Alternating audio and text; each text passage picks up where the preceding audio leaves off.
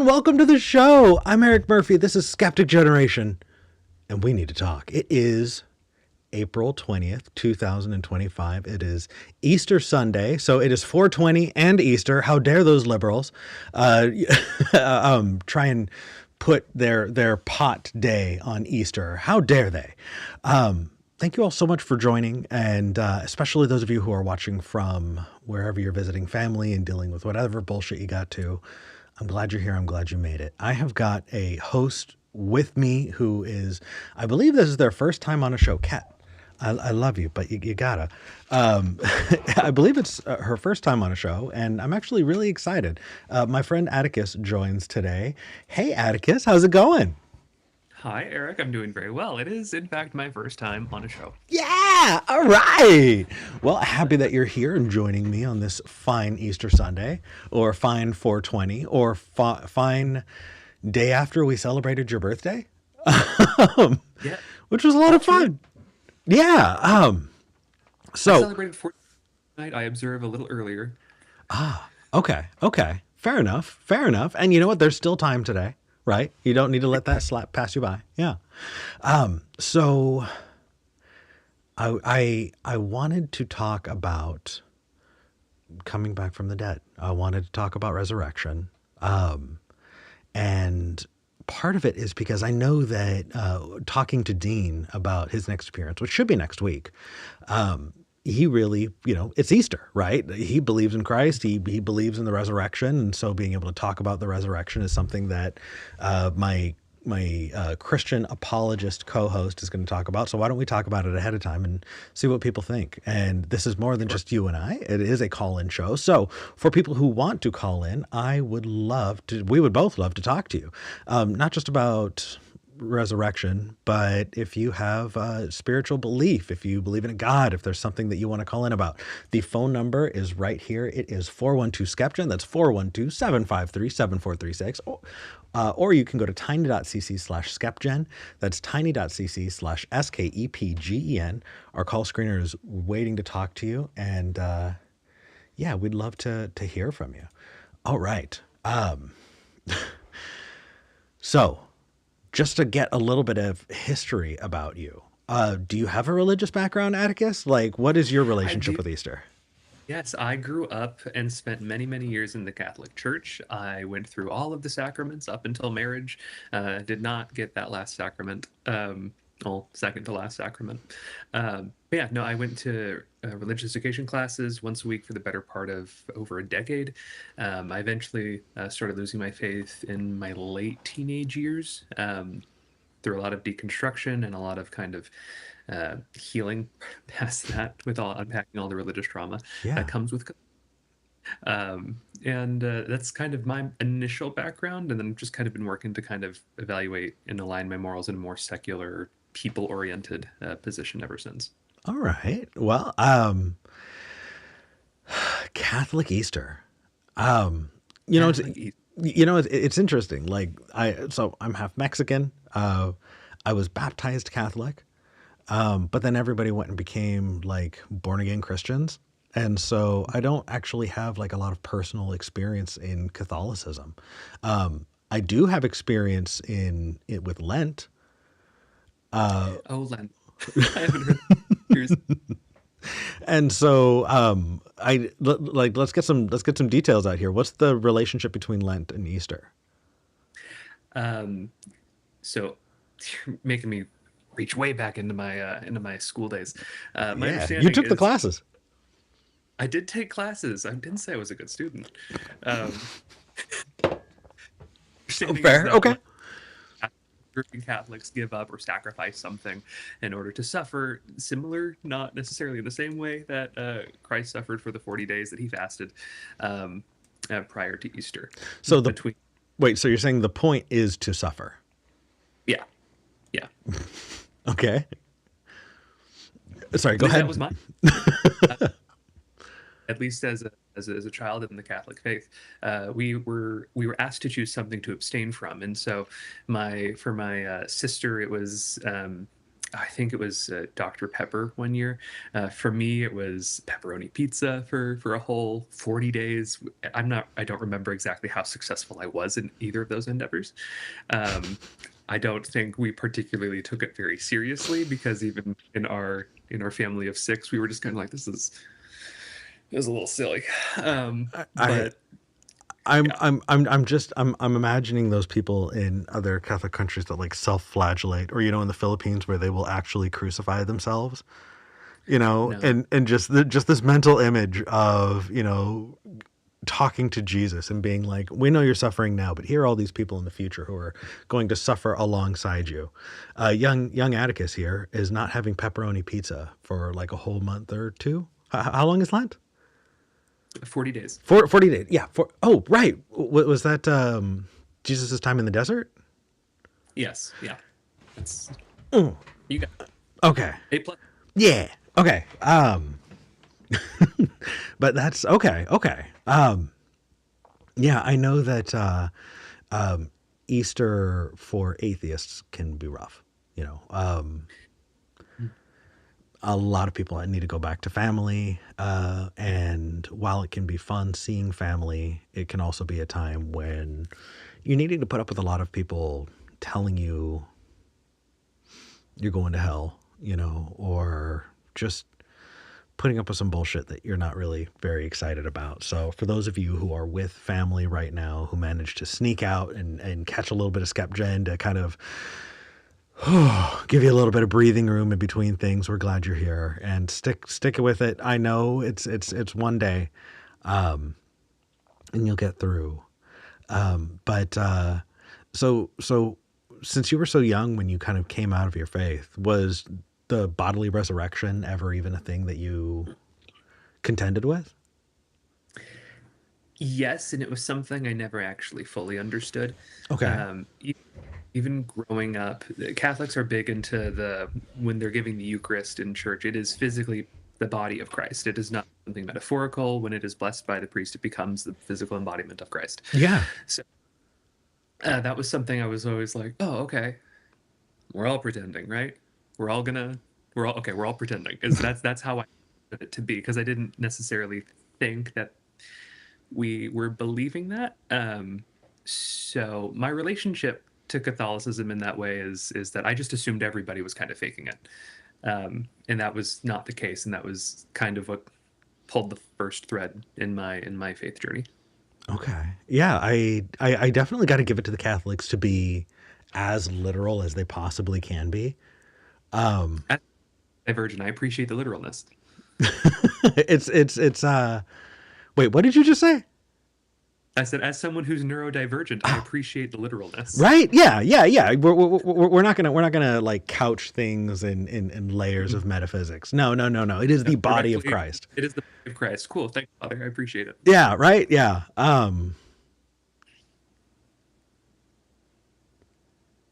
I'm sorry. We're so for two people who are not straight, I just realized just how gay that is. Okay, I know it's a low. It just hit me and it took me a second. But seriously, we take the piss out of it because it is so serious. It's brought so powerfully, and for people who might believe, they might be wondering, why do you guys care? Why are you guys picking apart our religious shit? Like, why do this?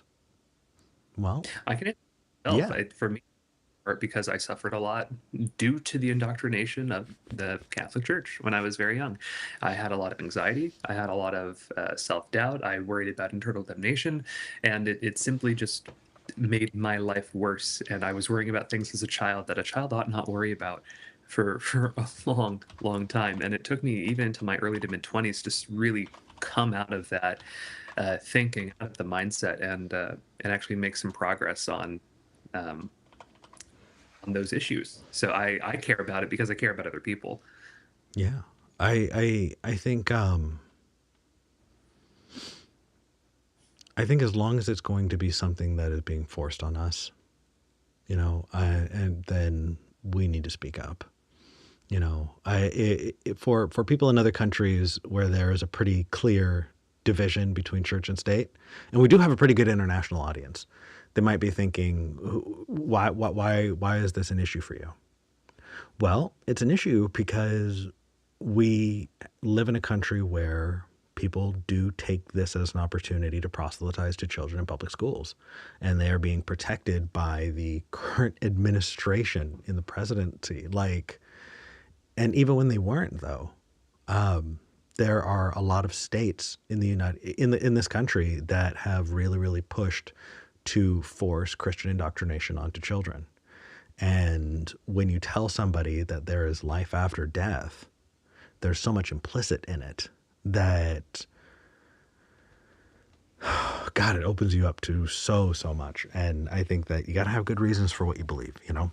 So, yeah. And also, you know, the whole Christian argument is contingent on Jesus rising from the dead. Yes. Without there, you don't have the sacrifice for The dead, all you sin. have, I said, without rising from the dead, you really all you have is a fan club, not really a religion. Ooh, I like that. You're right. Yeah, definitely. I'm down for fan clubs. I'm part of one, but like, not really a religion at that point. Yeah. I see we have a caller who's got a limited amount of time, so I want to hop in with them. We do have room. We have other lines too. So let me put the phone number up one more time before I take our first caller. 412 SKEPGEN. That's 412-753-7436. It is paid for by the show, toll free, no matter where you are in the world. You can also call online by going to tiny.cc/SKEPGEN. That's tiny.cc/SKEPGEN. Not only is that usually easier, but it's a whole lot less expensive on my end too. So try that one first if you can. Let's talk to Keena in Washington. Keena, you're live on the show. Oh, hey. Hello. So I thank you for calling in. What's on your mind? I believe that free will is incompatible with individuality. So you're not going to hear a lot of pushback from me, but I want to hear your case for it. Okay. Let's see. Let me double check made myself a list so I wouldn't lose where I was and wouldn't get stage fright and forget where I was. Okay. Sure. Yes. So there's obviously a lot of ways to define individuality. Like, you know, you have personality, you have memories, you have shared connections, and so on. And those are all intricate and meaningful, but for the purposes of this discussion, I'm going to broadly categorize them as the complex product of nature and nurture. Does that seem fair? So to a methodological naturalist, yeah. What about you, Okay. Atticus? Any? You're good? Okay. With it. Okay. Yeah, go ahead. Okay. Of the two, nurture is obviously external, so it's usually visible, often measurable, and it's pretty much the same whether there's free will or determinism, doesn't matter. And then with determinism, nature also doesn't cause a problem because, like, it might be weird to think of yourself as fizzling neurons, but like if you think of if someone thinks of people as being less than for being molecules in motion, then like they're saying that they're worth less for the circumstances of their birth, which is categorically bigotry. So it doesn't really matter. Like it's not a big deal. But with free will, we get problems with nature because if we typically define, or at least I typically hear free will defined as the ability to make any available choice, which means that there must be a possibility that I will eat this light bulb, because if I would never eat this light bulb, then I could never eat this light bulb, which means that I do not have free will, which causes a bit of a problem because there's, you know, if consciousness is a real thing and we are rationally going from thought A to thought B, then there shouldn't ever be a situation in which I eat this light bulb. So if I have free will, which means I have to be able to eat this light bulb, then consciousness has to be an illusion. I have to be just stumbling into random choices and rationalizing it afterwards. So, which means that... Go ahead. No, go ahead and finish. Yeah. Which was... which means that if consciousness is an illusion, nature is probably also an illusion, because we can't observe nature, we can only infer it from actions. So if your actions don't actually represent anything, so then let's tackle this one piece at a time. Okay. Since you have your note up, can you write something down for me? The nature is an illusion piece. I'd like to put a pin in that and get back to it. And I'm terrified that my ADHD is going to cause me to forget to go back to it. So once you wrote it down too. Okay, cool. So once we have that note, let's get into the consciousness piece, right?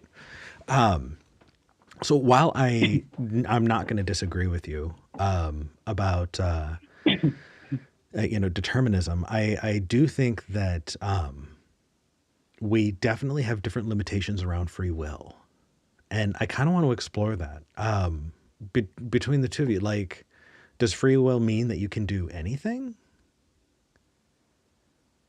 Because I guess as an example, like, can you breathe underwater? No. Once? You could breathe underwater once? I wouldn't be able to do it again. Okay, fair. But like, you don't have we don't have gills, and so continue to stay alive underwater. Right. Not without apparatus that we're creating, and we can get really pedantic about that, but you know what I'm saying. So like, okay, so we can't flap our wings and fly. We can't breathe underwater. That means we don't have absolute free will to do anything. I don't know, metamorph into some other creature. Does that mean I don't have free will? Like, just because a thing has limitations doesn't mean it's not free will. And so the point that you're making, I feel, is made less strong by that statement. So, like, you could eat a light bulb. It's not advisable, but you could. Right. Well, see, I could also try to breathe water or try to fly. It's not advisable, but I could try it. Okay. So where does the free will, not free will piece come into that? Because if free will is the ability to make any available choice, then things that are obviously very bad decisions have to be included in that. Well, if they're available, do it. If they're available, yeah, you could give in to that thought and stick something in a light socket. It's not advisable, but you could do it, sure. Yeah, and so if we have free will, then those should be options on the table. But if we're rational beings, or at least mostly rational, sometimes rational, capable of rational, however you, wherever you find yourself on that spectrum, then like these options. I think Atticus was jumping in. Atticus, what did you want to say? Yeah, are they not options on the table?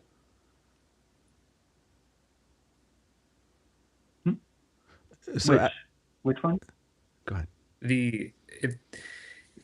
In order to have free will, you have to be able to make, like, the options have to be on the table to make those choices. Are they not presently options on the table?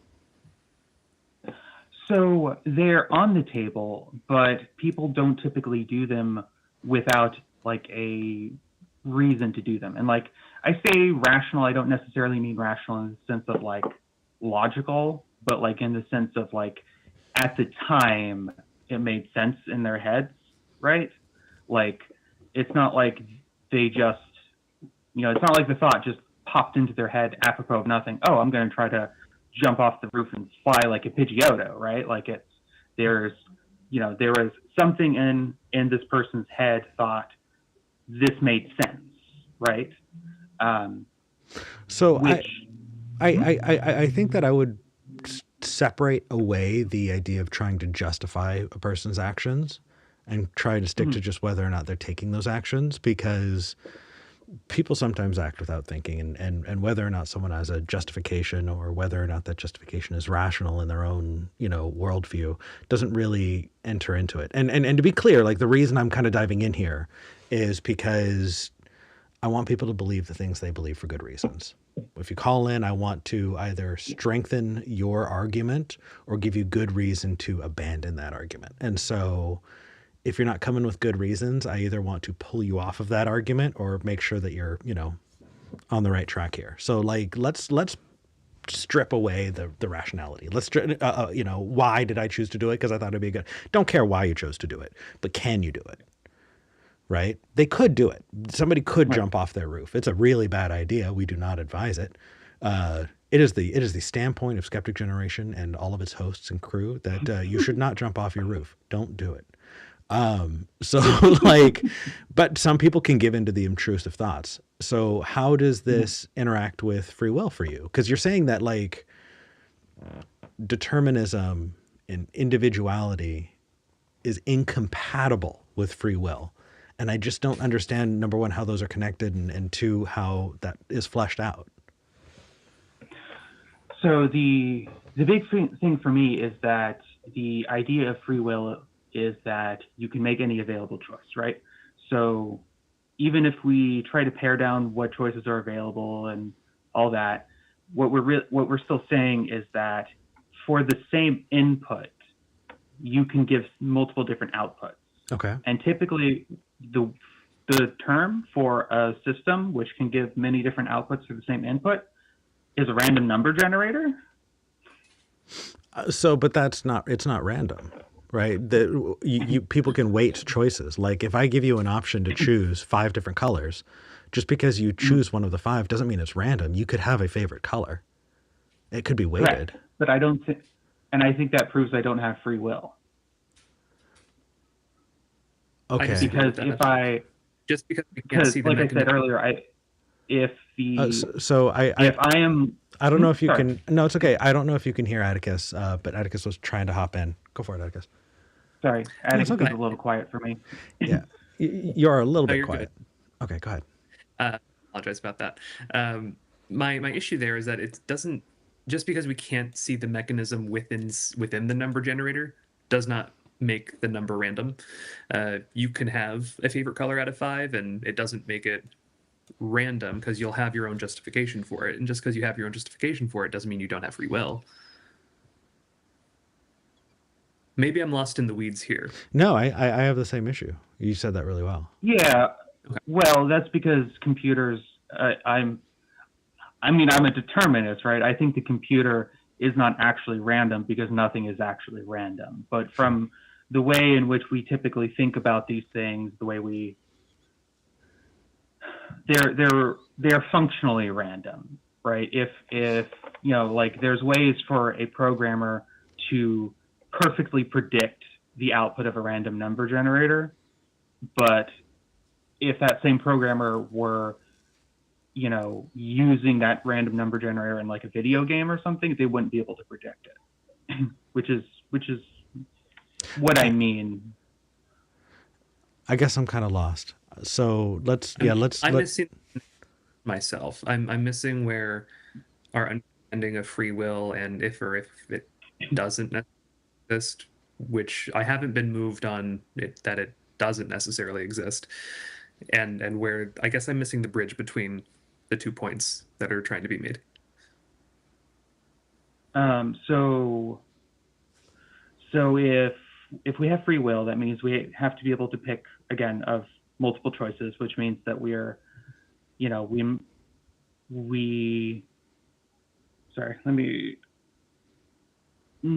okay. So if the same input gets multiple different outputs, even if then there's 2 options. Either on the inside, it wasn't actually random, and there was internal processes that determined that it was always going to be one of these choices, which is determinism. Or if we have free will and there actually is a possibility of choosing all of them, it must be random, because if there were internal processes that made it not random, then there was only ever going to be one choice. And if there was only ever going to be one choice, right, that's incompatible with free will. So it sounds like you're equating free will with randomness. Yes, I don't think there's any way around it. Well, I do. So here's the thing: is like, I don't believe in free will But for this argument, I can take on the position that free will exists so that I can push back, because I don't necessarily think that this argument holds water, right? If I love bologna sandwiches and every day I go to work I bring a bologna sandwich because I love bologna sandwiches for lunch, I like the routine, it's what's regular for me, and for 20 years you could depend on Eric bringing a bologna sandwich to work. Does that make me more or less of an individual? Does that mean that I do or don't have free will? Or does it mean that I like a regular routine, and that regular routine includes a bologna sandwich for lunch? I mean, I I don't. think we're all right. Go. No, go ahead. I guess where I'm getting mixed up is that I think I might be using a different definition of free will. My definition of free will includes being able to make a choice within available choices, not necessarily making a choice that is not, or kind of like what Eric said a little bit earlier. I can't breathe underwater for an extended period of time without an additional breathing apparatus. It doesn't mean I don't have free will. It just means that that's not necessarily an avenue that's available for me to take. Yeah, I is it so? If we're not talking about like the physical constraints, right? You know, about like breathing underwater and flapping your wings and flying, but just having like preferences don't negate the idea of free will. There are ways to negate free will for sure, but having a preference and it not being perfectly random is not an argument against free will. Yeah, go ahead. Yeah, no, I guess I'm trying to figure out where it's not connecting, because I guess so maybe we disagree, but like if I would never make a decision, that's the same as saying that I could never make that decision, right? No. If you would never No? make a decision, then it might seem functionally that way, but I think that like at the root of it, if I make the same decision every time, it could be because I want to, not because I don't have a choice. For Did you example, have a I would choice never in wanting to? mean that I could not go bungee jumping. Yeah. And like if I like the bologna sandwich example, right? Like if I, you know, brought a bologna sandwich every day, that doesn't mean it's impossible for me to do something else. It just You means, just prefer bologna sandwich. yeah. Yeah, but if you can't choose not to want the bologna sandwich, then you are still restricted to taking the bologna sandwich. Yeah. Who said that you can't choose not to, though? If I think you, we can't, well, I literally don't think that you can choose not to. If you want the bologna sandwich for reasons outside your control, you know, whether it's, you know, it's whatever psychological or physical reasons there are for why you would want the bologna sandwich, right? Right. And if you want the bologna sandwich, you will always choose to bring the bologna sandwich. Then isn't that the same as saying that circumstances outside of your direct control require you to bring the bologna sandwich? Are we conflating our wants with a lack of free will? Is that what connecting? Sort of. It's if your wants require you to make a choice, then I don't think that you could make a different choice, which is required for free will.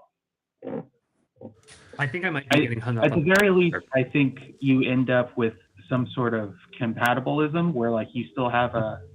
Sorry, am I talking over you? No, you're good. I think. Okay.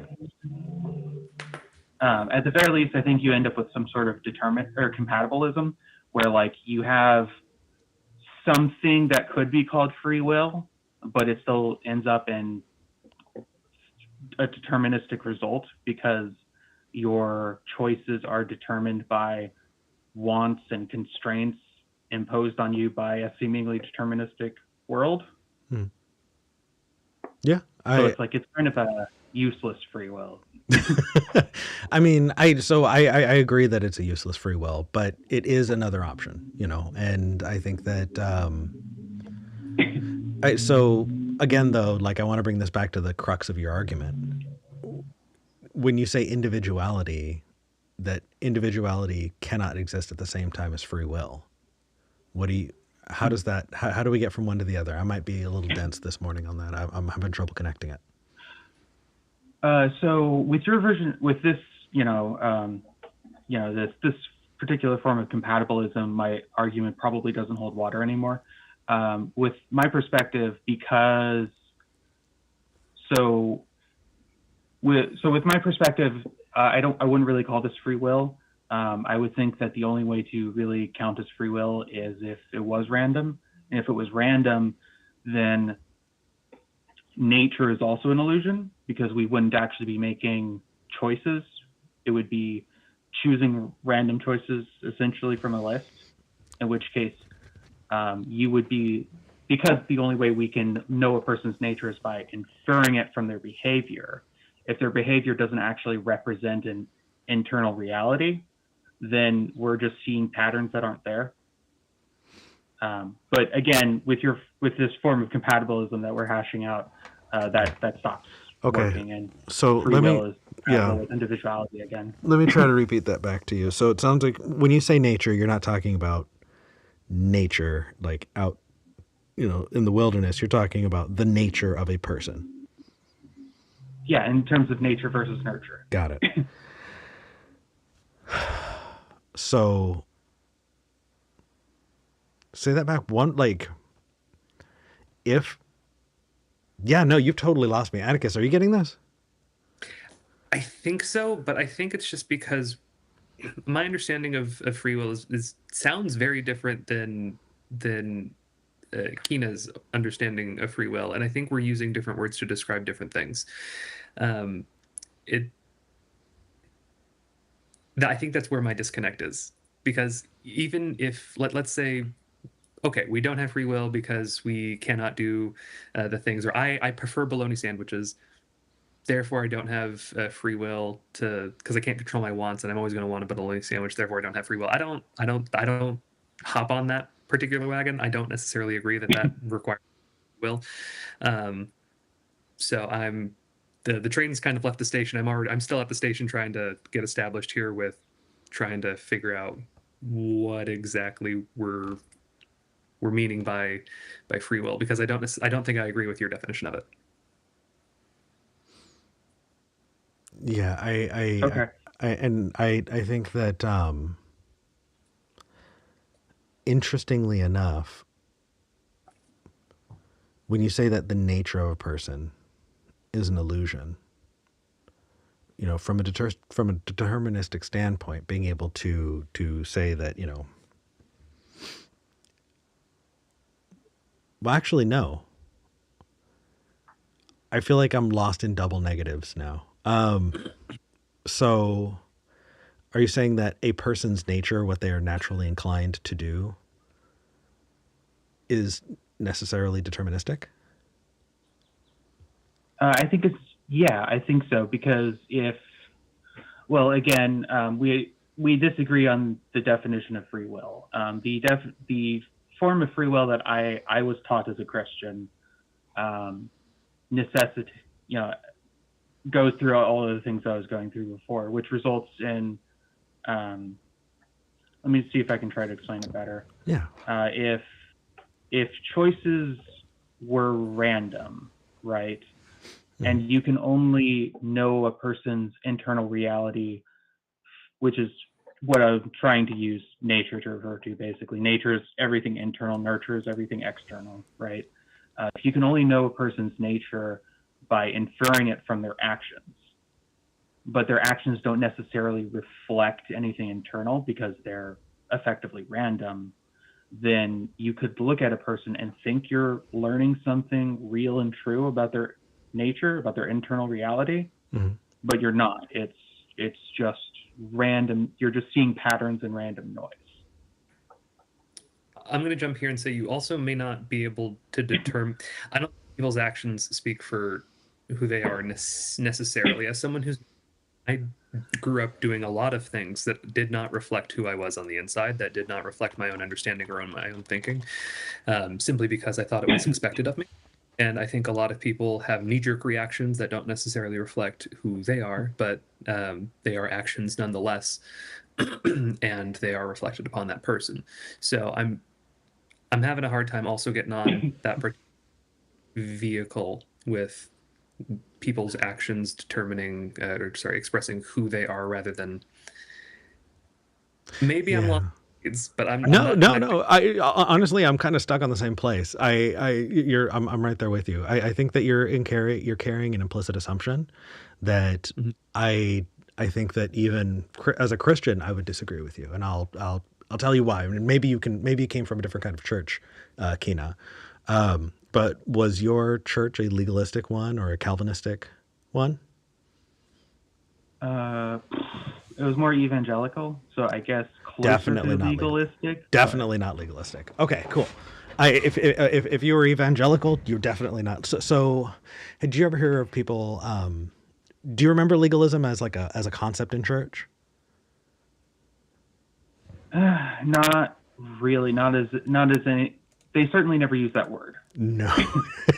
Okay, so I'm going to put on my Christian hat really quick and walk Okay. you through it. Okay, so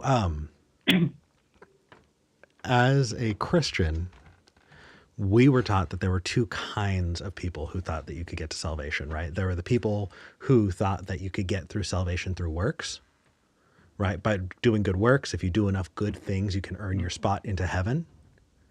And their view of it was, if if you're not doing good things, then you're not demonstrating your Christianity, and you're not living as a Christian, And then in the more evangelical, Protestant section,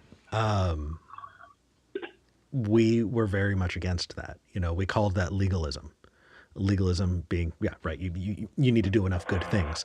And what we did is we pointed to a verse in Matthew. Does you will know them by their fruits? Sound familiar? Most certainly, I definitely heard that a lot. Yeah, I actually pulled it up. So I'll just give you the whole quote. Beware of false prophets who come to join you in sheep's clothing, but inwardly they are ravenous wolves. You will know them by their fruits. Do men gather grapes from thorn bushes or figs from thistles? Even so, every good tree bears good fruit, but a bad tree bears bad fruit. A good tree can't bear bad fruit. So the idea is that you need to see what they're doing in order to believe that they are a real Christian, right? That's the kind of legalistic side of it. And we would retort that Jesus said that the only thing that you need to do to get into heaven is to believe. And so we believed in salvation by faith, not salvation by works. And it sounds like what you're bringing to this is a viewpoint that you're trying to determine a person's motives, right? Who they are on the inside by determining what they do. So you're kind of the more legalistic Matthew side of things. Yeah. Sort of. I mean, to be clear, I don't think that every action a person does accurately reflects their conscious preferences. But I think, like, as you said, knee-jerk reactions and deciding, and conformity, stuff like that, those are also reflections of a person's nature, even if it's not necessarily the better part of your nature. Okay. Yeah, I think there's just so much built in here that trying to break down the different assumptions implicit in those pieces. Like, I think you can have a really cool point in the nature thing, but I feel like that's kind of predicated on a few assumptions that Christianity would have that in common when it doesn't. Kind of makes it a little difficult to follow. Also, the randomness piece, again, is a little bit tough. And I think that we might just need more language to get more specific, because I think that when you say random, you could mean two things, right? You could say, oh, well, it could be random, meaning there are just other choices that you can make, or random, meaning there's an equal chance that it could be anything, of those choices getting made. And I think that when we're flipping back and forth between those things using that same word, it gets kind of confusing. You know what I mean? Or no? Yeah, I mean, I don't think there's actually, I'm purposely trying to connect those two ideas. I don't think each choice is equally likely. Like that is a thing I definitely recognize. They're not, there could be weighting going on here, right? But I think they're necessarily connected. And I am starting to see how I'm relying on more assumptions for this argument than I thought I was. I might just want to spend the next couple weeks thinking about and try to pare down to a more concise version of this argument and come back when SR is on, because I'm sure SR would be. I think SR would adore this. Mode. And I think SR would adore this. And I also think that you are unfortunately at that point where you need to bounce it off of people. You need a sounding board so that you can work those things out. One of those places I suggest you check out is the Discord. I think people would be interested in engaging with you on it. Link is in the description. I think I've seen you in the SKEPGEN Discord before, right? Yeah, I was at the after show last week. Yeah. So definitely, try running that through there. And it's hard to find the kind of weak points in an argument when you're only going through it in your own head. So yeah, definitely run it up against a couple people, see if you can file down the edges on it, and maybe we'll readdress this one when it's a little more honed. Okay, sounds good. All right, sounds good. Atticus, is there anything else that you wanted to talk to Kina about? Feeling good? No, I think that's good advice. It feels, and this isn't meant as an insult, so I hope it's not taken that way. It sounds like a rough draft of an idea that I could follow. It sounds like a thought process that I would want to hear more about, but it does need some refinement, I think. Yeah. And I'm excited. And I also do just want to clarify, Kina, I agree with you in the end. I'm being contrarian, if only to try and sharpen your point. You know what I mean? Yes, I know, and I respect that a lot about you. Yeah. keep all the, I want to stay on the jumping off points. Definitely. All right, Kina, take care. Thank you for calling in. Thank you for taking my call. Absolutely. Have a good one. You Bye. too. I didn't say happy 420 or happy Easter. Should have done that. I feel like it's frustrating. It's frustrating that it is Easter and we are having a conversation that has been had for 2,000 years. I remember when I first got to the atheist community of Austin, it was the first time I spent time around a whole lot of atheists. And I was talking to some of the old hosts of the shows, and they were saying, we should really, really stop talking about the arguments for the existence of God because everyone's already interacted with them. It's done. It's old. It's old news. Nobody had. If they had taken that advice, I wouldn't have found my way out of Catholicism. Right. Because I started thinking because I came across a video from the ACA, and I started kind of working my own arguments, and without getting into too much background of my faith journey, I was like, I need to find good reasons, and I bet if I watch atheist debates, I'll be even better at arguing with atheists. Mm-hmm. And then the points were made up, and I was like, oh, hold on, let me let me go back. Hold on a second. Yeah. So I think it's really having these conversations as trying as some of them may be. Not that Kina was a trying conversation in the slightest. I thought it was, but it's the Lord's work that we're doing to invoke a colloquial. Yeah, no, I seriously, I think so. It was listening to that and trying to convince them, hey, you know what?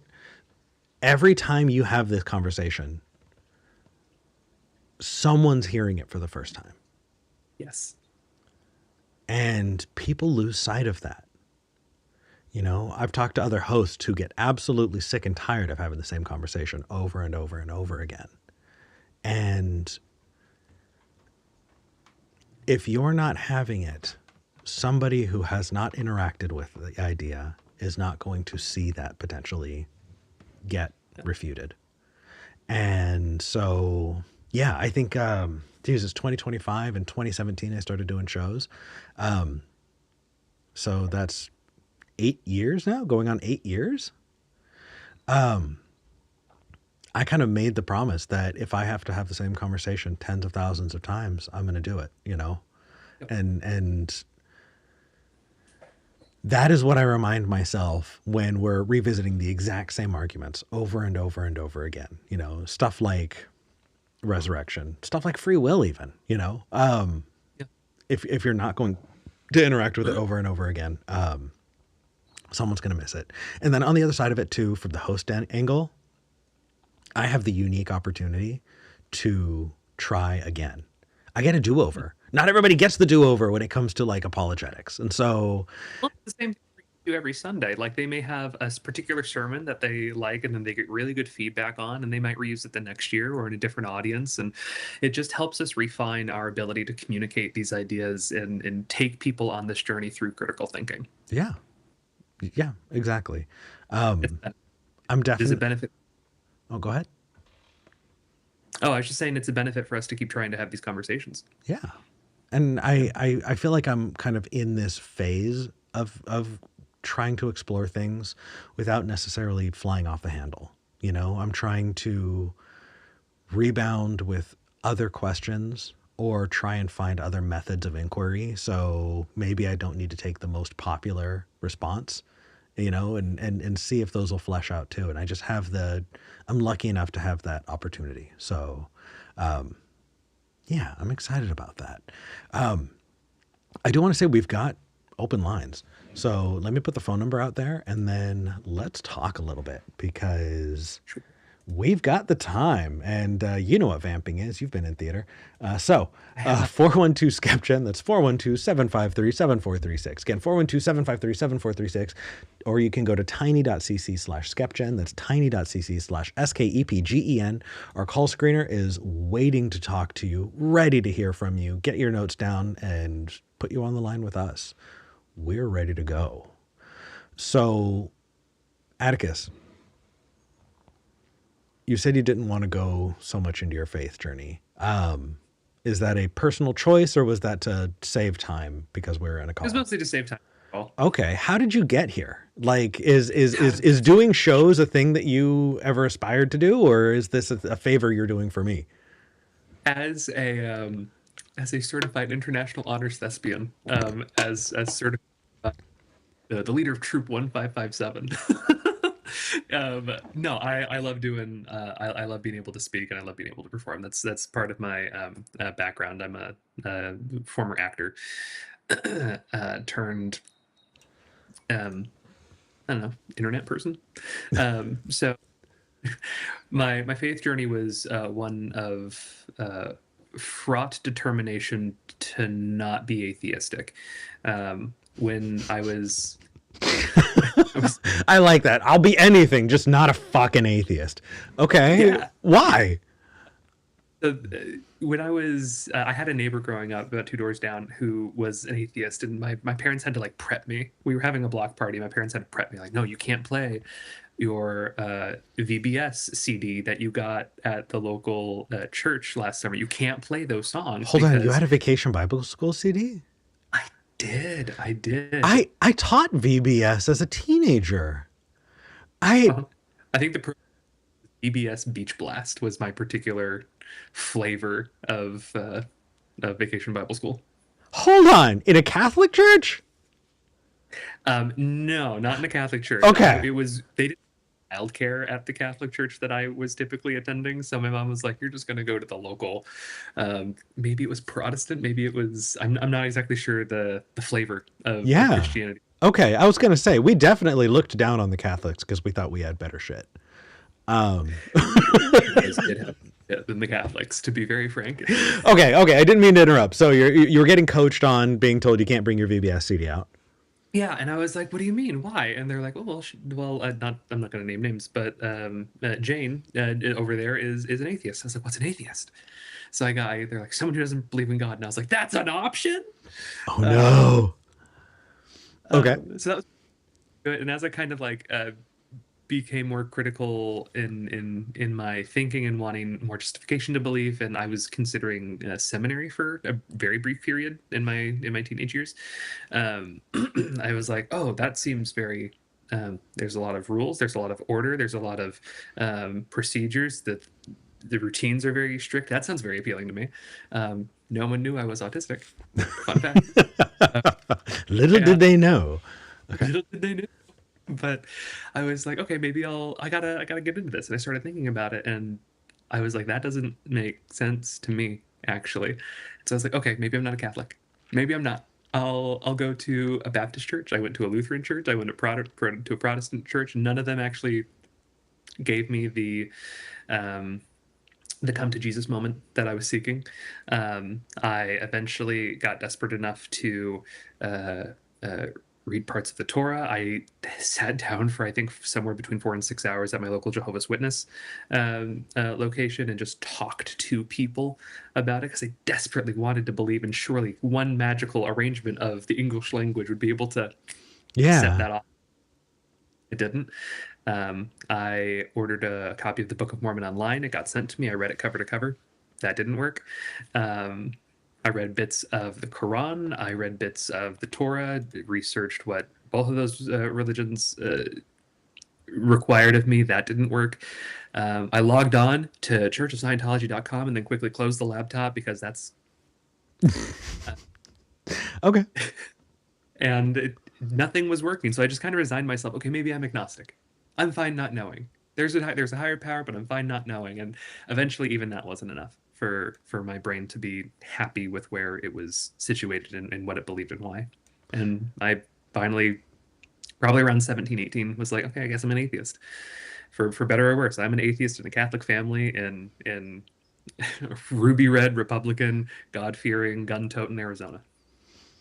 That's right. You're from Arizona. That's right. We talked about that. Yeah. Okay. And now you are in liberal bastion, Portland, Oregon, with people like me and my partner. I transed my gender and I became a polyamorous queer. Did the liberals do it to you? It's their fault, isn't it? The liberals did it to me. God damn it. They trained my gender. I'm so glad you're here. It's funny. I met you and assumed that you had been here a whole lot longer, but it turns out you moved to Portland right around the time I did. And we've gotten to explore this place, and I'm absolutely in love with it. And I can tell you are too. 3 years ago this week is when I moved. 3 years ago this week.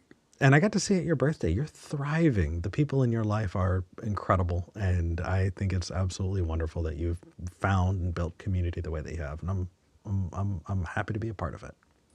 I never be possible, and I don't know if that was a product of me being in Arizona and surrounded by the people that Arizona tends to do. I would like to think that my home state is capable of providing community that I would need. I think it is. I just don't necessarily think I had the tools at the time to gather and cultivate. Fair enough. But it's lovely having you and everyone else who was at my party last night. Yeah. Doing movie read-throughs. All right, it looks like we've got another caller. I'd love to hop in. Let's talk to Ian in North Carolina. Ian, you're on the show. Hi, Eric. Hello. Say hi to Atticus. And hi, Atticus. Sorry. I apologize. I forgot. You're good. I was used to this show being just a one host for a while there. I know, right? I felt like it was starting to become an Ask Abby kind of show. It was turning into let's ask advice from Eric, and I'm like, I'm the worst person. Why are we doing this? Let's get more people in here. Let's have a conversation. It was good. I mean, it was a good way to get you back in, and I'm glad that other people have really latched on and started helping you out. Me too. I've got some really good people. So, what did you want to talk about? What's up? Okay, well, it's navel gazing, and My I favorite know type. sometimes you can be into that a little bit. Yeah, what's up? So thinking, because I've been thinking about consciousness recently, as because I keep hearing a lot of people go. That seems to be where a lot of theist arguments are like boiling down to, because all the old shit's useless now, and has been debunked so many times that it just doesn't really seem to have value. Well, But the consciousness thing. I disagree, but we'll stick on the consciousness one. Well, just that people start going, well, you can't explain consciousness, and so therefore God, whatever. But I'm thinking about that. Consciousness, I don't believe that consciousness is a thing that only humans have. Sure. I do believe that, it's like a sliding scale. So if you look at a dog, obviously has consciousness, and then, you can think smaller. Birds obviously have consciousness in some sort of way. They seem to be aware of their environment and interact with it based upon their observations. But then so does an ant. And then so does, supposedly, you would think, a nematode. And so it seems to me that one of the characteristics of life, by definition, is consciousness. And so, like, that's what differentiates living from non-living, is the fact that there's some form of consciousness involved with that group of atoms. So I definitely, I definitely disagree, like, in a solid way. But Atticus, is there anything you wanted to hop in on first before I barrel through? No, I think you and I are on the where would you say that? Oh, go ahead. I'm sorry. No, you're fine. I think Eric and I are kind of thinking the same thing, because I also don't necessarily think consciousness is necessary required to make that conclusion. But go ahead, Eric, and I'll chime in if you don't get the touchstone that I was going to do. Okay. So the way that I think about consciousness, I think about it as an emergent property of a sufficiently complex central nervous system. That if you have a central nervous system that has enough complexity, you will start to see consciousness. And that is because that central nervous system is taking in stimuli. It's taking in all these inputs, and it's trying to make sense of that data to inform actions. And that's kind of what you see budding into consciousness. And so the idea of a sliding scale of consciousness, I'm actually totally on board with so far, right? Like the idea of an ant being conscious, but less conscious than, something that has a more complex central nervous system. I'm right there. That said, there are some living things that don't have central nervous systems. So like, I don't think a mollusk is conscious. It does not have...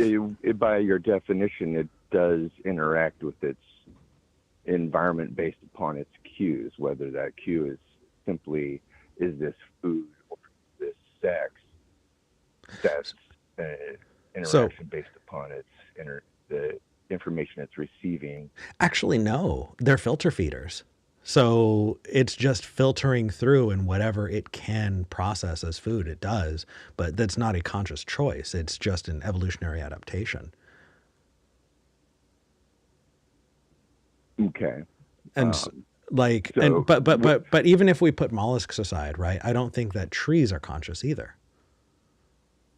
Well, they do. There are, there's been a lot of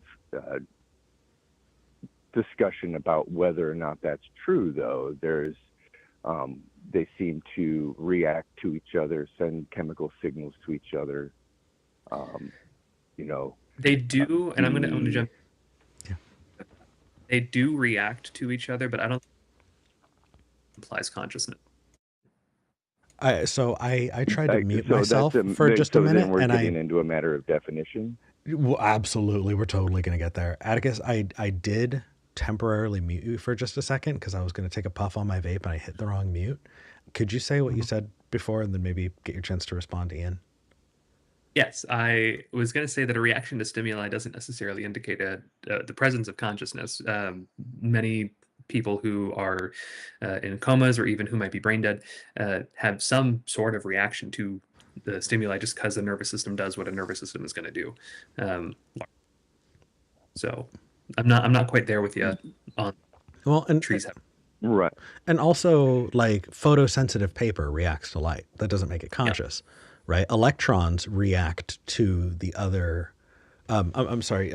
So atoms, gain or lose electrons. React to other atoms. Yeah, based on Right. Well, positive and negative I guess charge. that was the slippery slope that I was on, was that depending on where you draw your line at what you consider consciousness, since we've already set ourselves on a sliding scale, though the mollusk or the atom don't exhibit there's any direct evidence. There's the idea of it still there's something there in which that we could even say like molecule recognizes that this other molecule is one that it can combine with rather than the different molecule. So therefore, that's why I said it's the slippery slope towards deism, and the idea that consciousness being a sliding scale, there's no absolute zero. There's just the reach towards the basic entity of interact. Can I throw a definition here and we can discuss that? Yeah. I think my working definition for consciousness would probably be somewhere around the capacity for personal want separate from evolutionary want. Ooh. So someone can hunt for food, sure, but that doesn't necessarily give them consciousness. As at least how.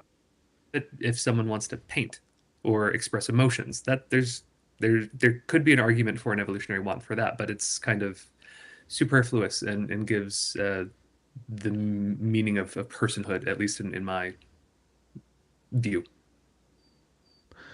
Right. Well, and that, I guess that's where, being on the slippery slope, the question of whether, because as being a determinist in general, that a lot of that personal want is kind of eliminated, it being just a reaction to all of the external stimuli, and then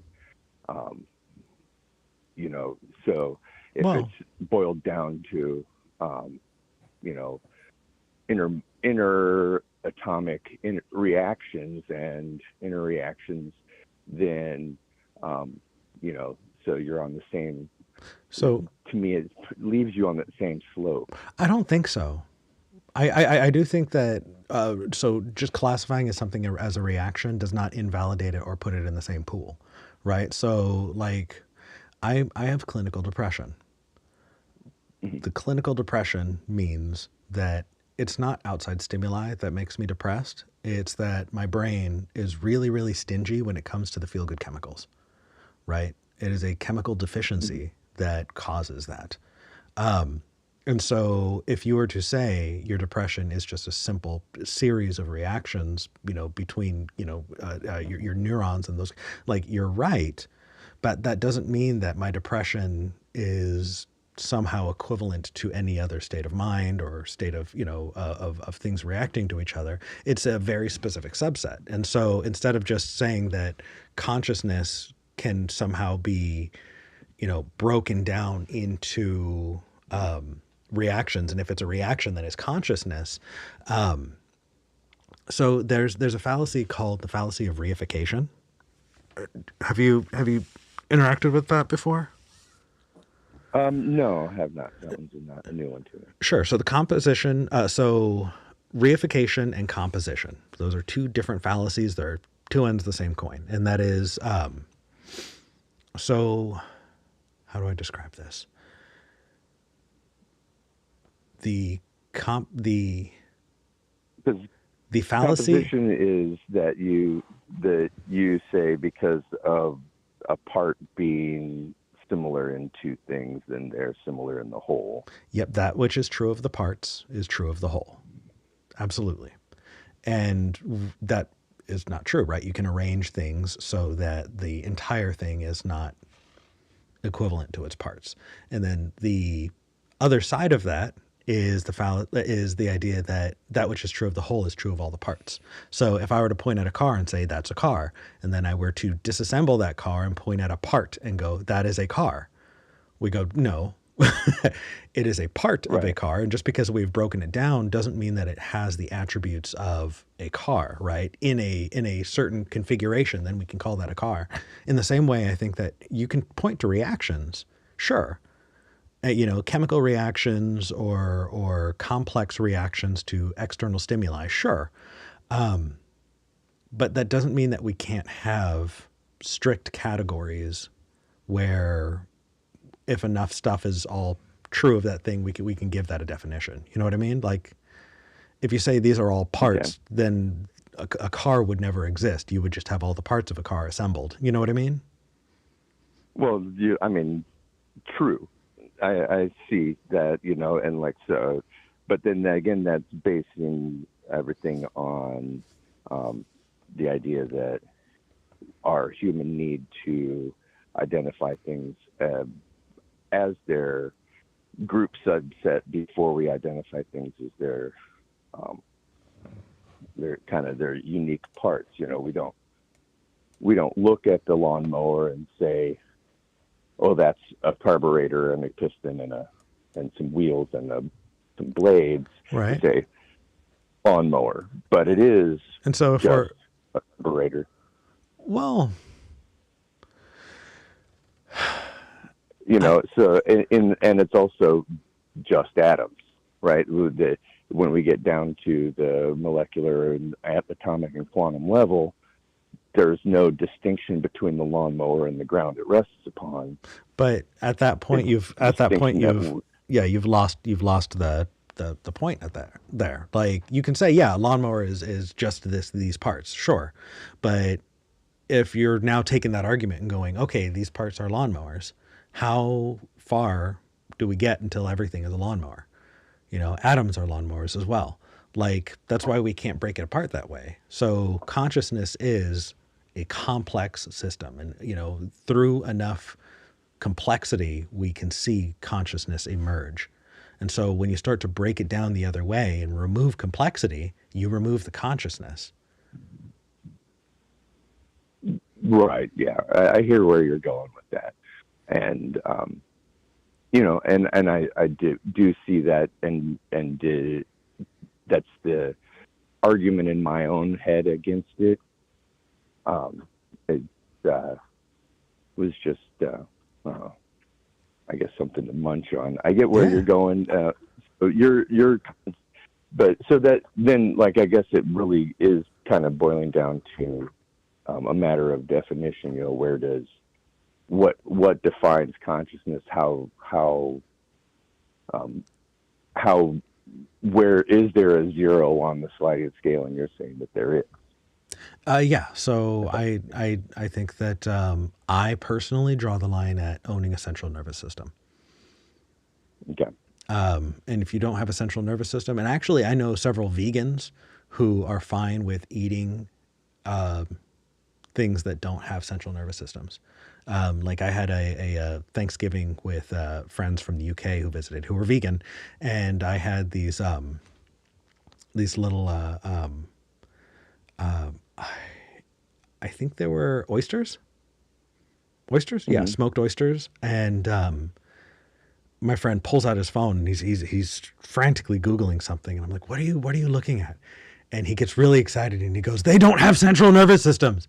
I said, what does that mean? He ran and he grabbed an oyster and he ate it. He's like, "This is great." And so my friend, who is an ethical vegan, does not want to eat things that are conscious. And so he drew the line at a central nervous system as well. And when he saw that it did not have one, he did not have any guilt around eating that thing. And so he did, and he really enjoyed it. And I think that's what informs my take on consciousness, is kind of after that experience, I realized, that's a really great line to draw. Okay. Yeah. Well, I buy that. I mean, and I can see that from, that, because, obviously the kind of track I was on leads you towards some of the Buddhist sects where, they can't, or whatever, I can't remember the sect where they don't want to step on an ant. They don't wash themselves because they don't want to destroy the bacteriums that are living on them. Yeah. And I definitely, I get that, but also I guess I have. Go ahead. I'll eat an animal without worry or compunction. I try to give thanks to the animal as much as I can, but being what I am, an omnivore, I hold no guilt for following my genetic path. Yeah. Go ahead. I'm an omnivore, and I hold lots of guilt whenever I eat a hamburger. Yeah. Like you. I wish I didn't feel like I wanted that to be satiated. And I admire vegans for doing the very difficult task of finding alternatives that taste good, because I have very high difficulty with trying to identify plates that taste good. But I hold a lot of guilt about it. Yeah. I don't think that was your point. Yeah. But. No. I'm kind of right in the exact same place. I'm thinking about it and I'm just like, I've definitely felt bad about it. And I definitely think it is like a practice in empathy for people to be ethical vegans. And they are demonstrating that empathy in that way. And also I recognize that I have bigotry in me. There is definitely a discrimination that I hold. I prefer humans over. Okay, in theory, I prefer humans over non-humans. I will pick my cat over most people, but in theory, I will take human life over non-human life. In broad strokes. And if that's the case, then I don't know. Maybe I'm giving myself permission to not dive into an ethical conversation that I don't think that I'm ready to have. But if anything, I see that as potentially a moral failing on my part. That said, I know we've kind of gone far afield, but that's fine. I do absolutely get, and I do want to give you that opportunity. Like, and if not, I'd be happy to take it. Like where you were going with it, I think, was this idea that the universe itself is conscious, right? And that all things have within them the spark of consciousness. Correct. Yeah. That if you follow that sliding scale down, then you get trapped in the idea that every bit of the universe is imbued with consciousness in some manner, and so it doesn't necessarily leave you in a God place. In my mind, just more that. It's not surprising that more complex forms of consciousness emerge if the very nature of the fabric that comprises everything involves consciousness in some way. Yeah, and that you start to get really, really wooey with that. And I've definitely met a whole lot of people who get really wooey with that. And personally, I think that, not only do I not subscribe to it, but I actually think that diminishes just how special it is that we get to be conscious, that we are conscious and rocks and trees aren't. And that is amazing for us. We're very lucky. We get this one shot at this incredibly unique thing. And to say that everything is conscious, I don't know. I guess it's one of those, if everyone's special, then no one's special kind of things. So I was about to quote our Yeah. So I get that's probably a bad argument, but either way, Right. I I feel that. I mean, I do kind of already lie on that spectrum where I feel like we aren't special. That we just we have this faulty experience of being special that we've clung on to, and we're having this wonderful wrestling match with. But in the end, you know, being a nihilist, you know, it does not, that doesn't have any true value to it. There's the only value that's there is what we quote yeah. unquote make out of it for ourselves. Yeah. And that still has no weight So anywhere other than in our own experience. have you done much? Oh, go ahead. I was going to challenge back and say I think that we are very clearly and demonstrably special as a species. There's no other, I mean, that we know of in the universe at this moment that is capable of doing the things that, better or worse. And in the history of our planet, we've certainly dominated the planet in a way that historically is not documented or has been done by any other species or beings. So I think we should probably acknowledge that we are in fact special, but that speciality does not necessarily equate to superiority. Um, and we have a responsibility and a duty to care for the other creatures and beings and consciousnesses on the planet because we have the ability to be so destructive and or constructive. Well said. Um, Ooh, say it, Eric. Ooh, go Eric. okay. So first off, before I forget, Ian, have you read Sartre? Not read, no. No, that's good. Sartre is really boring, but Sartre, like Being in Nothingness, is one of the worst books to read. It's awful. Yeah, but I've interacted with the concepts and listened to various other creators and their discussions on Yeah. the subject of nihilism. So I believe there are actually still there are recordings of Sartre. And if anything, there's a short one. It's called Existentialism is a Humanism. Mm-hmm. And A humanism, as in non-humanism. No, is that it A is type of humanism. Yeah, it is a type of humanism. Okay. And you definitely, the way you're talking about this would plant you firmly in the existentialist camp. I think that would be a really good resource. That said, I'm probably going to let you go so I can argue with Atticus for a bit. But Okay. is there anything that either of you wanted to add before I let you go? Cool. No, I'm good. The fact that you are allowing me and Eric to argue. Ian, thank you for calling in. I really appreciate you. This has been fun. Hey, no problem. I'm looking forward to listening to you guys' argument. Yeah, me too. All right, take care. All right. Okay. So, Ready. okay, let's have this out just a little bit. So you're talking about us being special in that we are unique on this planet, and that we have an obligation to the planet because of our specialness. Yeah? More or less, yeah. Okay. So to me, the word special is a value judgment. Okay.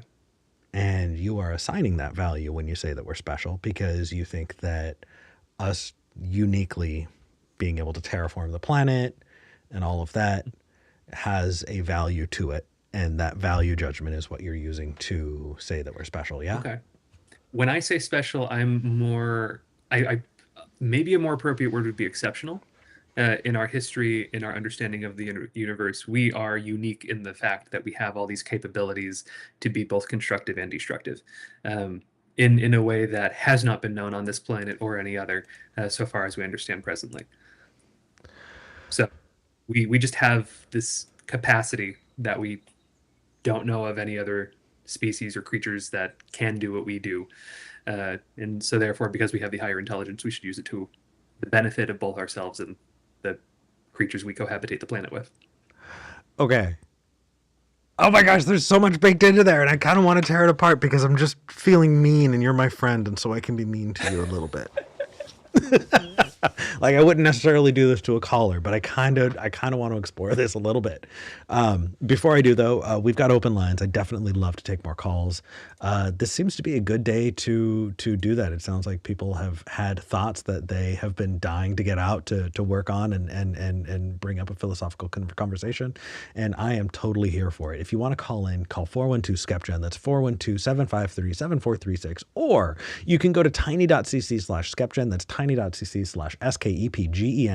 The online version, I definitely recommend, especially if you are overseas. The sound is better and the connection's usually a little bit easier. That said, you and me. Okay.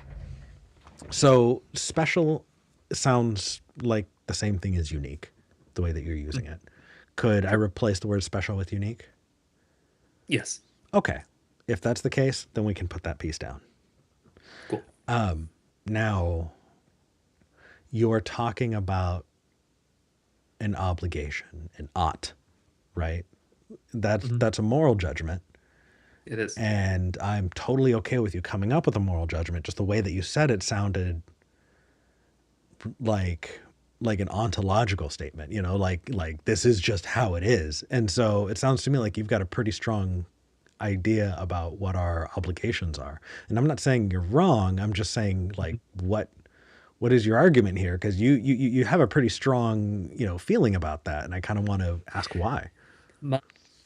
My view on this is based in, oxymoronically enough, in selfishness. Okay. He came across, if we were visited by a species of another world and they had higher capacity to affect, to construct or to deconstruct, then I would want them to have the same kind of maybe benevolence that I'm advocating. Okay. So this is like the golden rule argument for ethical consumption. Quite possibly. I mean, it's how I live. Well, I try to be as protective of things that need protecting, as supportive of things that need other things in order to thrive and survive. So I want to make the most amount of people and or creatures safe and able to thrive as I'm able. So it is a value judgment, but it benefits me and my neighbors and everybody else as well if we were to all act on it.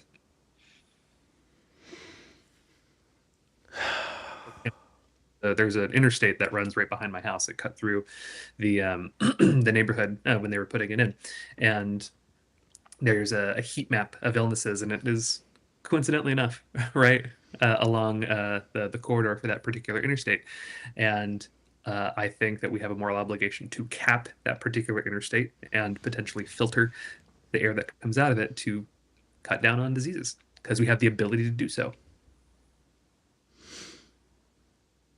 Okay. So just to have fun here, like, we've got open lines. People can call in. I'm totally up for, for taking calls. But that said, I want to just adversarially, just for fun, make an argument against that. Okay. So if I think that it would make my life better to eat the very last buffalo on the planet, then you stopping me would definitely not be as good for me. So it would. I said it would be not as good for you, but it would be good for the buffalo. And right. So person on the planet, or hypothetical one singular buffalo remaining, I think that would take precedence and priority. I mean, leave aside the fact that if it's the last buffalo, they're dying out. Okay. I think if it is the last buffalo, you could actually be okay eating it. But it is the singular buffalo? Sure, go for it. Yeah, but okay. And honestly, if I were the last human, eat me. That said, You're definitely externalizing. It sounds like you're taking kind of a parental role on society, that you are trying to make decisions that you think would benefit society as a like.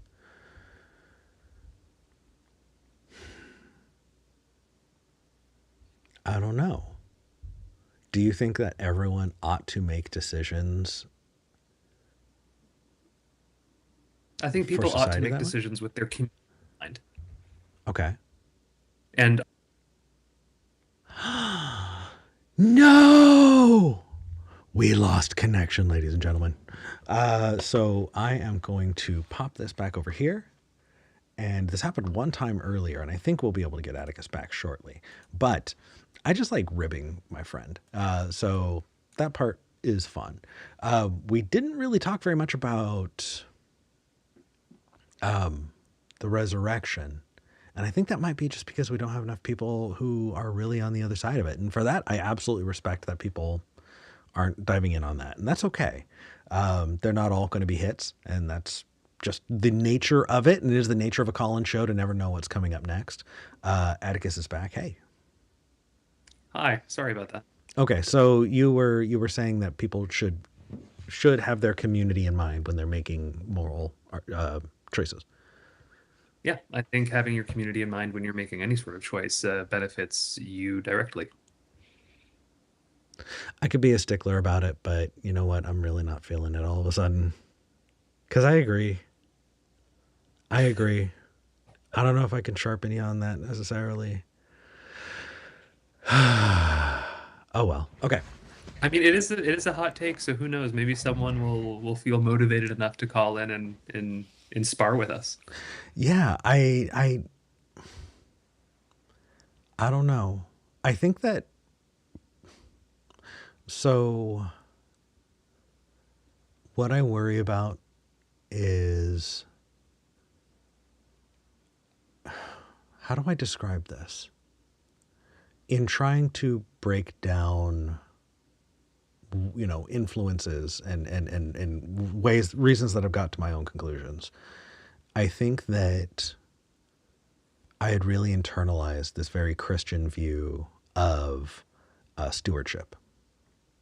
Mhm. And that in the beginning there was Adam and Eve, and that Adam was given stewardship over the animals and of the land. And Adam, in order to be a good steward, would care for the animals and care for the land. And that it would be that stewardship was passed on to humanity, and humans must be stewards of the land and of the creatures. And I think that influence also motivated colonialism. People thought that they ought to care for and structure the world around them in the way that they felt was best. And so they brought Christianity to the natives of other countries. They brutally subjugated people under the assumption that they were doing what they thought was best for them. And so just because I think it's best doesn't mean that I should do it. And so I guess that's why I have cause to question it, because I don't want to leave that unchallenged, but I don't know how to It shouldn't move be from unchallenged. To there. be very clear, that's not a view that should be go unchallenged. But When I say yeah, go ahead. but the problem is the only challenges that I hear are how you should be a different kind of steward. It's not that you shouldn't have stewardship. Like this colonial mindset is one where you need to make the decision for others. And Well, I might push back on the idea of my particular flavor of that view. Uh, I can see how it could be colonial, but if I were to put it into practice, if I were to magically uh, give that mindset to the pilgrims, we would not have uh, taken over the country, stolen it, and violated our contracts. Because I think violating contracts is bad, and it's bad for both parties because I want my contract violated in the inverse. So I can see the challenge, and I think all challenge like it should be challenged, but I don't necessarily think that my worldview on that particular topic lends itself to the dangers of colonialism. But I think it's because being challenged consistently that I'm able to say that. So if you thought that you were trying to help someone who was dead set on harming themselves, Hmm. then would you feel an obligation to stop them? That's a good question. It's a really great question. I don't know. Yeah, you're not willing to dive in because you know exactly where I'm going I with don't it. know. I don't know exactly where you're going. I have one of my friends is one of my very good friends is a counselor and a therapist, and they're very focused on harm reduction. We've discussed at length their philosophical view that if somebody, if they cannot exercise some modicum of uh, bodily autonomy, if that's going to worsen their mental health to the point that they might want to kind of take care of things permanently, then they should cope however they are able to cope. And as long as that allows them to take the next step forward, to keep trying to get better, to keep trying and striving for a better quality of life, then it's not necessarily ethically bad. Maybe just not necessarily the healthiest. So are you alluding to like drug use? Yeah, yeah. Okay. If So if if some are you it's like the idea better to be an alcoholic than a dead person? yeah. Okay. I'm also advocating, not advocating, stating that it is better to not harm yourself than kill yourself. If your options are I'm gonna leave early, or I'm gonna uh, give some personal attention to my wrists, then I'm Oh, I'm dear gonna God. choose if Okay. those are the options. Sure. One option. So I think that if we lived in a world where those were the only options, I'd agree. Yeah. But again, because I don't think those are the only options, this is where that stewardship piece comes in. You know, Right. this gets to the heart of, and we're walking through this in a secular way, but I do think Mhm. that we're very flip when we see Christians having the same conversation, because they think that we're going to hell. They think we are going to eternal suffering, damnation, torment, and that what we are doing is ultimately hurting ourselves in the biggest way possible. You know, and that I'm a little hmm? if that's their if that's their genuine position, if that's how they genuinely feel, I'm a little insulted that they're not doing more to stop me. Right? Well, I mean, Deus Vult, baby. Like God wills it, right? That's why we did the Crusades, and that's why Yeah. missionaries absolutely fucking wrecked South Central America. Like that's absolutely it. That's one of the reasons why I have a hard time believing somebody when they say, "Well, I'm so concerned about you. You're going to hell. You're going to be eternal damnation." I was like, "Okay, I'm not strapped to a gurney right now. You're not strapping me to a bed and power of Christ compelling me to like. I don't take you seriously if you think that my soul eternally is going to hell and to suffer forever because I may kiss someone of the same gender." Like your reaction is not lining up with the consequences, and so I'm having a hard time taking you at your word that that's your concern.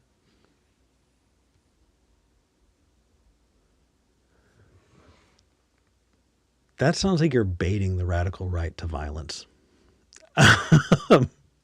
It could be, but I don't I think that You're they not wrong, I don't necessarily it but does sound like so go ahead. here's why. Because I appreciate your follow through.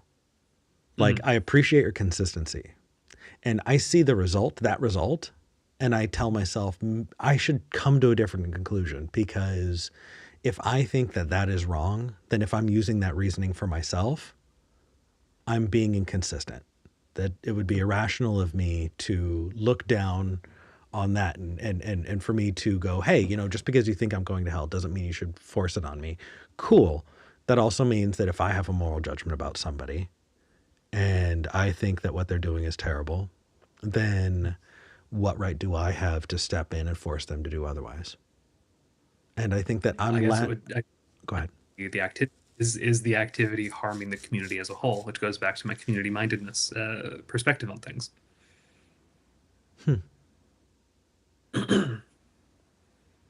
Like, is it Interesting. harming to have armed people outside of a drag queen story hour? Yeah, it's bad for people to not feel safe in their community. So maybe we should not necessarily stand and allow for that to happen. So I'm not going to touch that with a 10-foot pole because that would force me to take their side of it in order to push the conversation forward.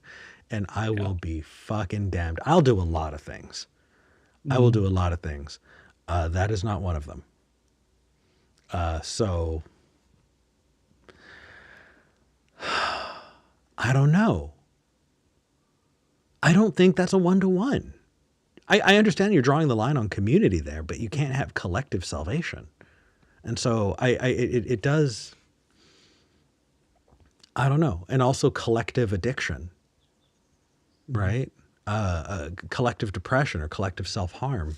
You know, you might have a group of people who self-harm in the same place, but that doesn't mean that they're all collectively self-harming. That means you have a whole bunch of individuals who are self-harming who may have different motivations, who may have been doing it for different amounts of time and may require different therapies to get out of it. And so I would not necessarily treat that in a community way.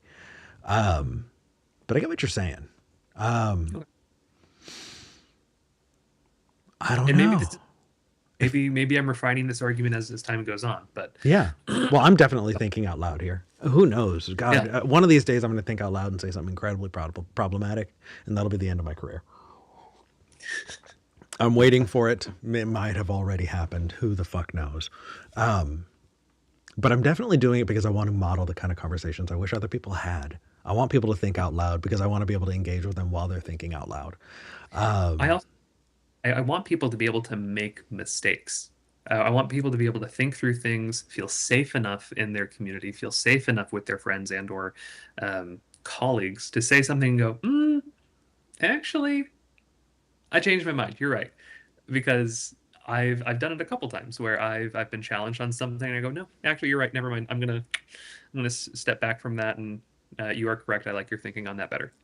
Um, so I could be wrong. I could change my tune, change my opinion if I'm presented with the evidence to support the contrary, or that my view might not be the most fully informed. And I Yeah. want that because I want to believe as many good things and Yeah. helpful things and true things as possible. That being the case, I definitely would love to have arguments with you on air because there are a couple of things that I felt. So, spoiler alert for people. I had talked about, not spoiler alert, background information. I talked on air about how I met with a group of Christian college students and talked about the LGBTQIA plus experience. And I did that with one other person. That other person is Atticus. And that was a crazy experience. And there are a couple of things that you said that really, really affect, like that parents don't have rights over their children. Things like that I would love to tear into, but I feel like we would need to preface the show with it because Yeah. there's nothing I And could. again, that position, if for anybody who's like, huh, that position's based on my community-oriented mindset. Yeah. I'm going to need to chew on that. What's good is that we have an audience who can help me chew on that, maybe chew on you. And that's my favorite part. We have multiple callers who are all just waiting to get screened. So while we do that, I'm going to put out some information. If you like the show, if you like what we do, if you want to see us continue having these conversations, having guests and pushing the dialogue in a way that is both well thought out, empathetic, and geared towards growing a community, consider supporting the show. You can go to patreon.com/skeptic generation. That's patreon.com/skeptic generation. Every bit goes to help. The show is actively being paid for month to month by its supporters. If we ever lost enough support, we would not be able to do it. So thank you. You like it? Definitely consider signing up to be a supporter. Every little bit really does help, and it goes towards making this happen. If you also want to support the show, you could leave a super chat That's a one-time thing, and I read the super chats at the end of every episode. So if you want to get your comment read today, you can do that. And always, always, always hit the like button, hit subscribe, share this out with people who you think would be interested in engaging with this. Growing the community means that getting picked up by the algorithm, getting shared out so more people can see it. That's how we grow. So if you haven't hit the like button, if you haven't subscribed yet, do that. Every bit helps. That said, we've got our first of our several callers, and I know it's like the last 20 minutes of the show, and so I wish we could take more time, but I do want to like get through as many as we can. We have Seb in Canada. Seb, you're live on the show. Hey guys, hey Eric, hey Atticus. I tuned in a bit after your intro, so I thought for a moment we were talking about free will and stuff, but then I read your YouTube description, and I was trying to ask myself why more people think there's the possibility of the dead walking among us.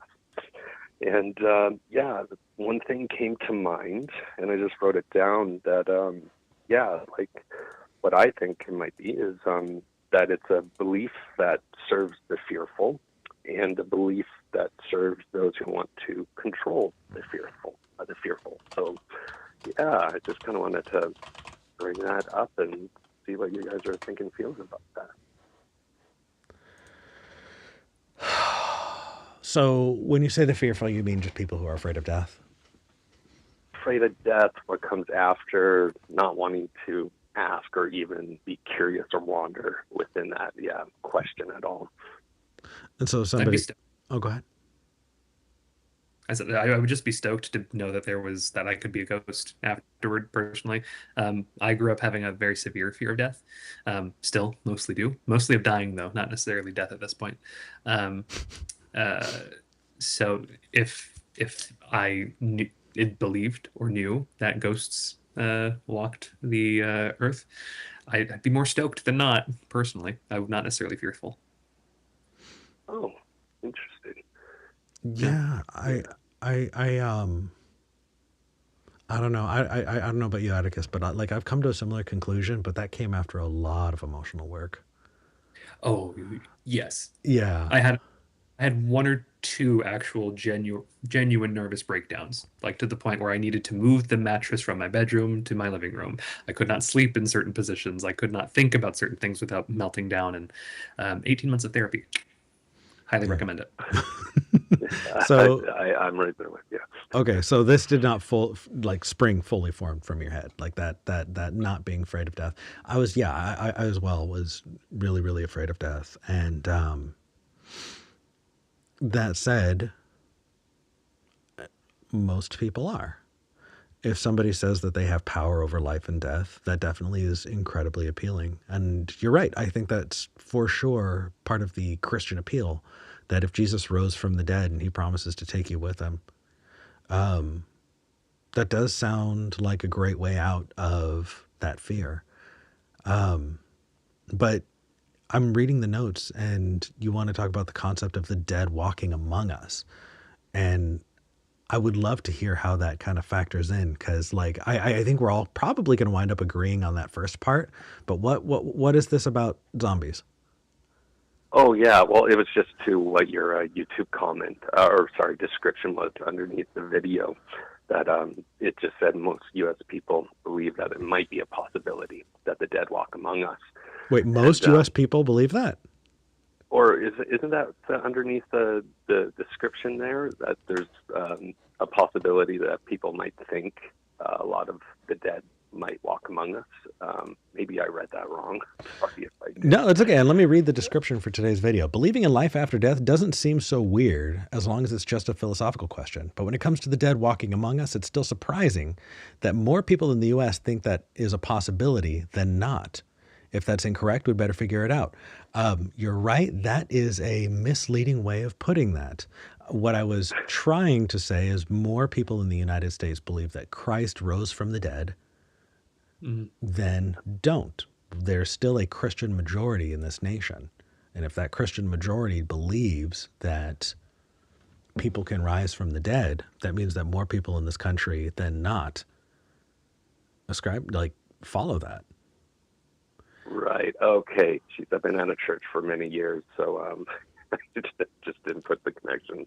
No, Yeah. It's okay. And it's not the only resurrection either, right? You have the resurrection of Lazarus. You have, what's his name? The daughter of Jost? No.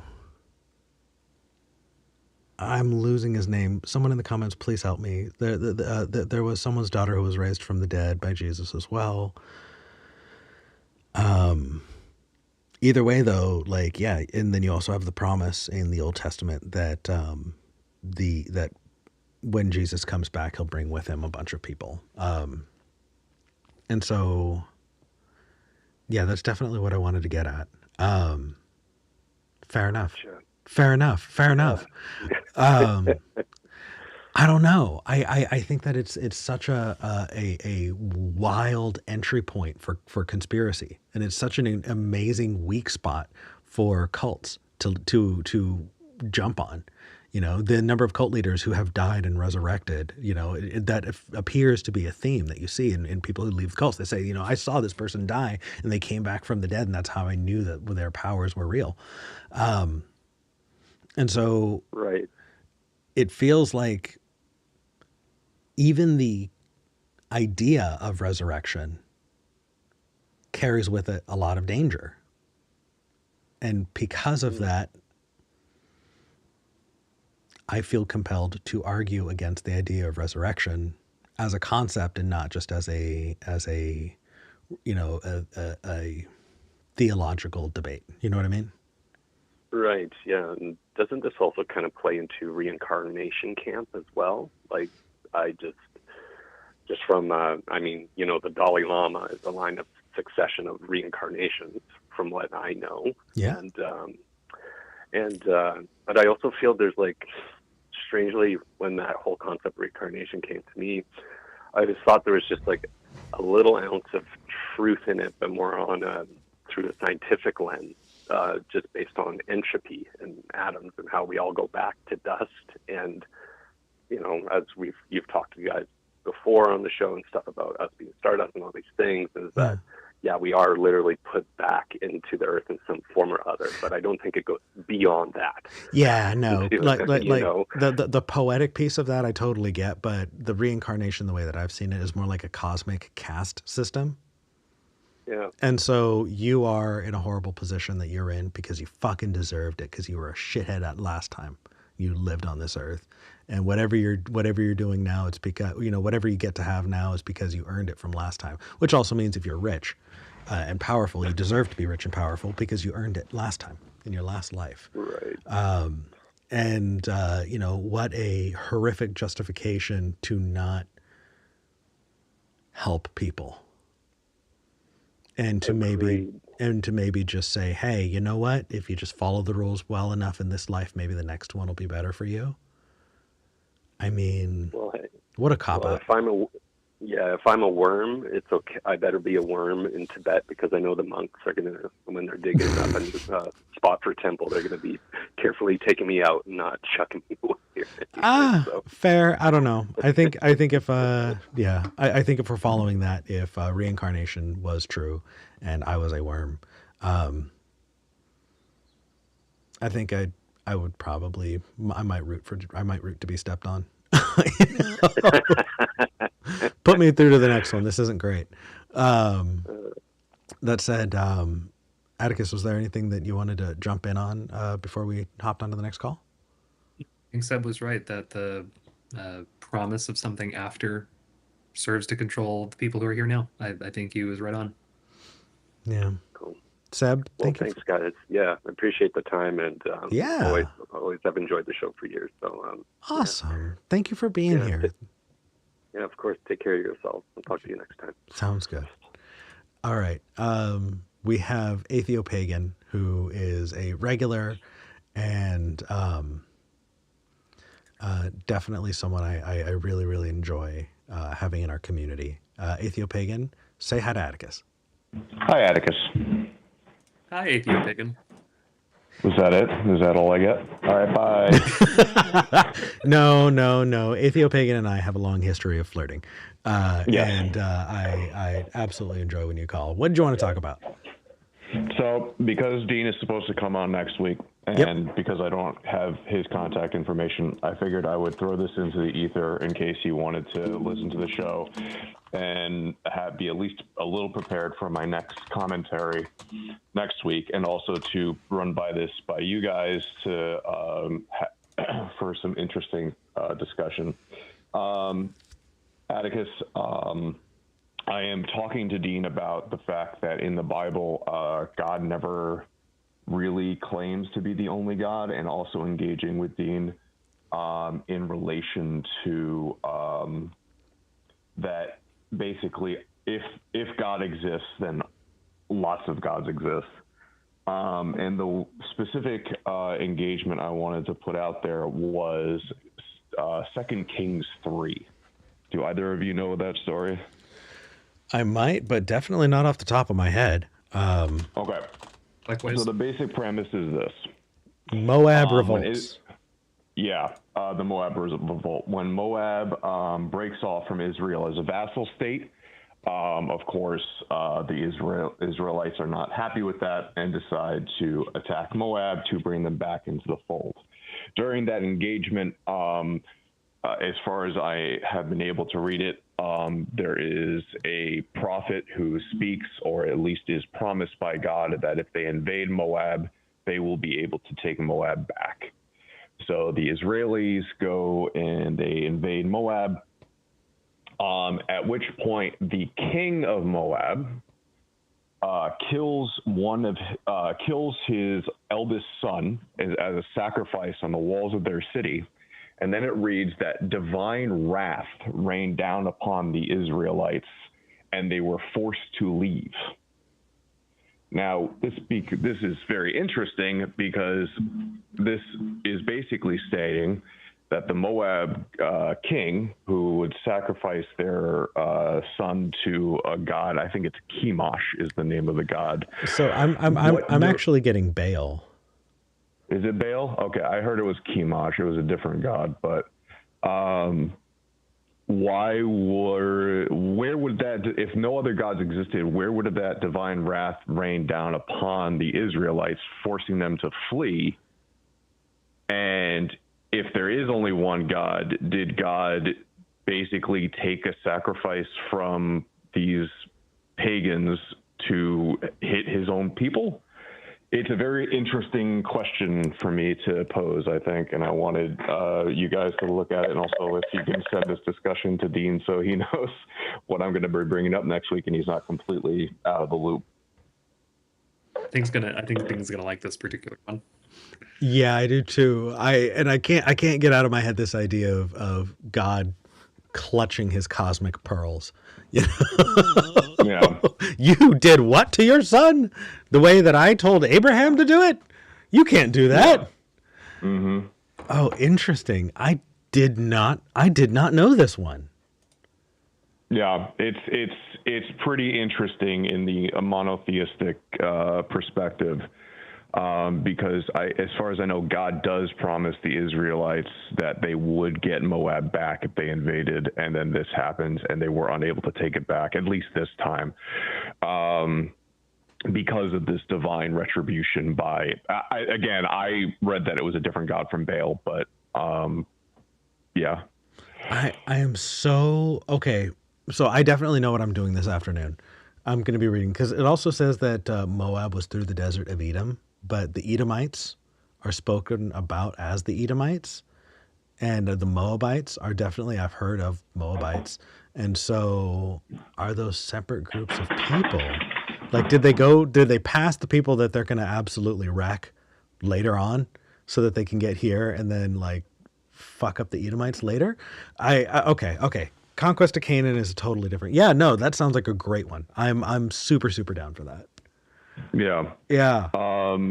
I mean, I think there's a lot of pointers to again, if this is bail, that only increases my justification that Yahweh is just really mad that he has to share power with siblings. And that's how, like, I read the entire Old Testament, is that God is basically breaking away from his family and going, no, I'm the only one that wants power. Yeah.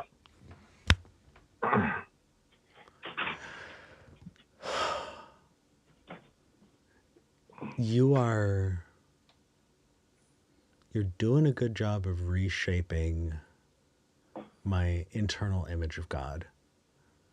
Because Pagans are good at that. Yeah, because I definitely like thought that God more has oldest sibling vibes, and you're definitely. Oh, I always thought that he was the younger sibling, especially when it comes to what's the higher god? Il? L. I did every consonant except the right one. Yeah. But there was the over god, and then there's Asherah, which Yahweh was married to in the original pantheon.